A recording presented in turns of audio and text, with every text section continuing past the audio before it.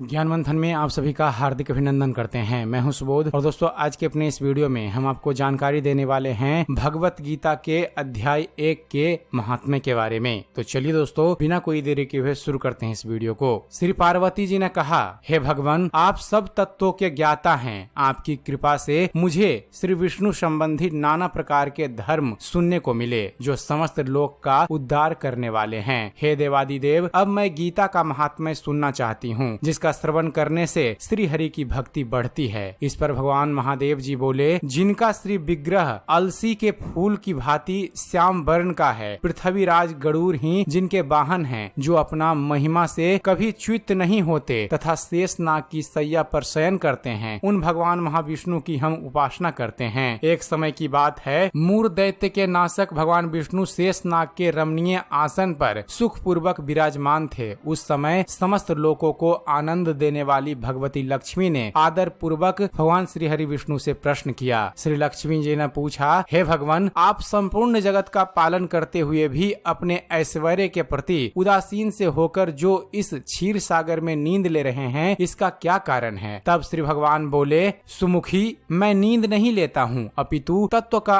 अनुसरण करने वाली अंतर्दृष्टि के द्वारा अपने ही महेश्वर स्वरूप का साक्षात्कार कर रहा हूँ। यह वही तेज है जिसका योगी पुरुष कुशाग्र बुद्धि के द्वारा अपने अंतःकरण में दर्शन करते हैं तथा जिसे मीमांसक विद्वान वेदों का सार तत्व निश्चित करते हैं। वह महेश्वर तेज एक अजर प्रकाश स्वरूप आत्म रूप, रोग शोक से रहित अखंड आनंद का पुंज, निष्पन्द तथा द्वंद्व रहित है। इस जगत का जीवन उसी के अधीन है, उसी का अनुभव करता हूँ। देवेश्वरी, यही कारण है कि मैं तुम्हें नींद लेता सा प्रतीत हो रहा हूँ। तब श्री लक्ष्मी जी ने भगवान श्री विष्णु से पूछा, अंतर्यामी, आप ही योगी पुरुषों के ध्येय हैं। आपके अतिरिक्त भी कोई ध्यान करने योग्य तत्व है? यह जानकर मुझे बड़ा कौतूहल हो रहा है। इस चराचर जगत की सृष्टि और संहार करने वाले स्वयं आप ही हैं। आप सर्व समर्थ हैं। इस प्रकार की स्थिति में होकर भी यदि आप उस परम तत्व से भिन्न हैं तो मुझे उसका बोध कराइए। तब भगवान बोलते हैं, प्रिय, आत्मा का स्वरूप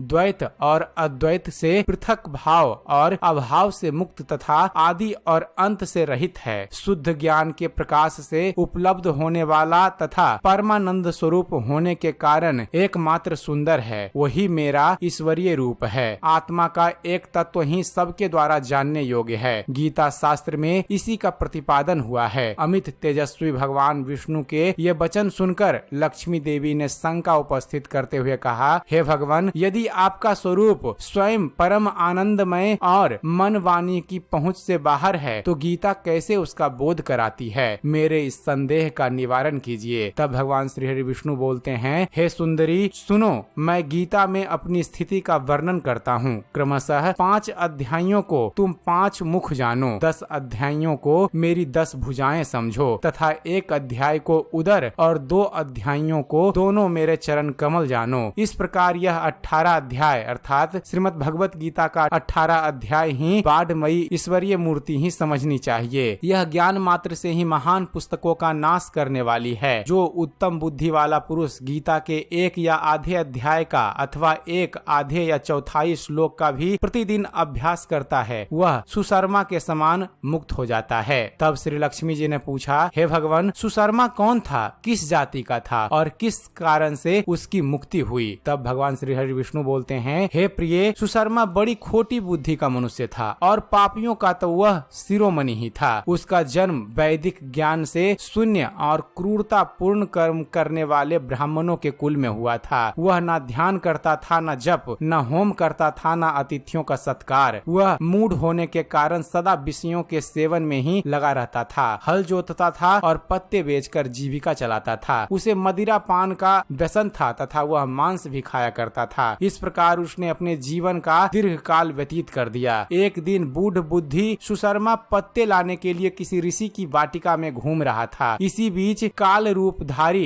काले सांप ने उसे डस लिया। सुशर्मा की मृत्यु हो गई। तदंतर वह अनेक नरकों में जा वहाँ की यातनाएं भोग कर मृत्यु लोक में लौट आया और वहाँ बोझ ढोने वाला बैल हुआ। उस समय किसी पंगु ने अपने जीवन को आराम से व्यतीत करने के लिए उसे खरीद लिया। बैल ने अपनी पीठ पर पंगु का भार ढोते हुए बड़े कष्ट के साथ 8 वर्ष बिताए। एक दिन पंगु बाबू ने किसी ऊंचे स्थान पर बहुत देर तक बड़ी तेजी के साथ उस बैल को घुमाया। इससे वह थककर बड़े वेग से पृथ्वी पर गिरा और मूर्छित हो गया। उस समय वहाँ कौतूहल बस आकृष्ट हो बहुत से लोग एकत्रित हो गए। उस जन समुदाय में से किसी पुण्य आत्मा व्यक्ति ने उस बैल का कल्याण करने के लिए उसे अपना पुण्य दान किया। तत्पश्चात कुछ दूसरे लोगों ने भी अपने अपने पुण्यों को याद करके उन्हें उसके लिए दान किया। उस भीड़ में से एक वेश्या भी खड़ी थी। उसे अपने पुण्य का पता नहीं था, तो भी उसने लोगों की देखा देखी उस बैल के लिए कुछ त्याग किया। तदंतर यमराज के दूत उस मरे हुए प्राणी को पहले यमपुरी ले गए। वहाँ यह विचार करके कि वेश्या के दिए हुए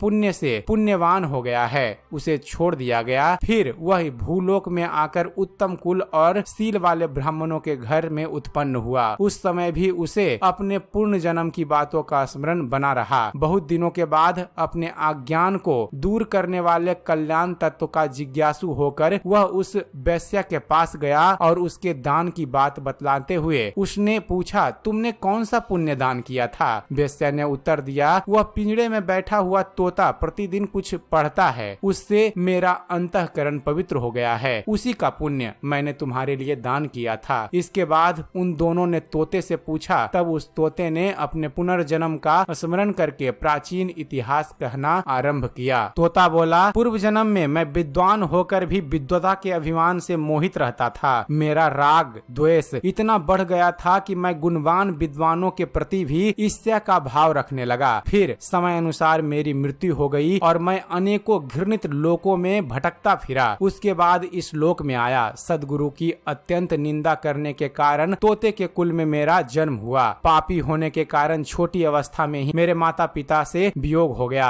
एक दिन मैं ग्रीष्म ऋतु में तपे मार्ग पर पड़ा था। वहाँ से कुछ श्रेष्ठ मुनि मुझे उठा लाए और महात्माओं के आश्रम के भीतर एक पिंजड़े में उन्होंने मुझे डाल दिया। वहीं मुझे पढ़ाया गया। ऋषियों के बालक बड़े आदर के साथ गीता के प्रथम अध्याय का अध्ययन करते थे। उन्हीं से सुनकर मैं भी बार बार पाठ करने लगा। इसी बीच में एक चोरी करने वाले बहेलिये ने मुझे वहाँ से चुरा लिया। तत्पश्चात इस देवी ने मुझे खरीद लिया। पूर्व काल में मैंने इस प्रथम अध्याय का अध्ययन किया था, जिससे मैंने अपने पापों को दूर किया है। फिर उसी से इस वेश्या का भी अंतःकरण शुद्ध हुआ है और उसी के पुण्य से ये द्विज श्रेष्ठ सुशर्मा भी पाप मुक्त हुए हैं। इस प्रकार परस्पर वार्तालाप और गीता के प्रथम अध्याय के महात्म्य की प्रशंसा करके वे तीनों निरंतर अपने अपने घर पर गीता का अभ्यास करने लगे। फिर ज्ञान प्राप्त करके वे मुक्त हो गए। इसलिए जो श्रीमद् भगवत गीता का प्रथम अध्याय को पढ़ता, सुनता तथा अभ्यास करता है, उसे इस भव सागर से पार करने में कोई कठिनाई नहीं होती। तो दोस्तों, यह थी जानकारी श्रीमद् भगवत गीता के अध्याय 1 के महात्म्य के बारे में। उम्मीद करते हैं फ्रेंड्स आप सभी को हमारा यह वीडियो पसंद आया होगा। अगर वीडियो पसंद आया हो तो वीडियो को लाइक और शेयर करना ना भूलिएगा। और दोस्तों, ऐसे ही ज्ञानवर्धक वीडियो देखते रहने के लिए आप हमारे इस चैनल ज्ञान मंथन को सब्सक्राइब करना ना भूलिएगा।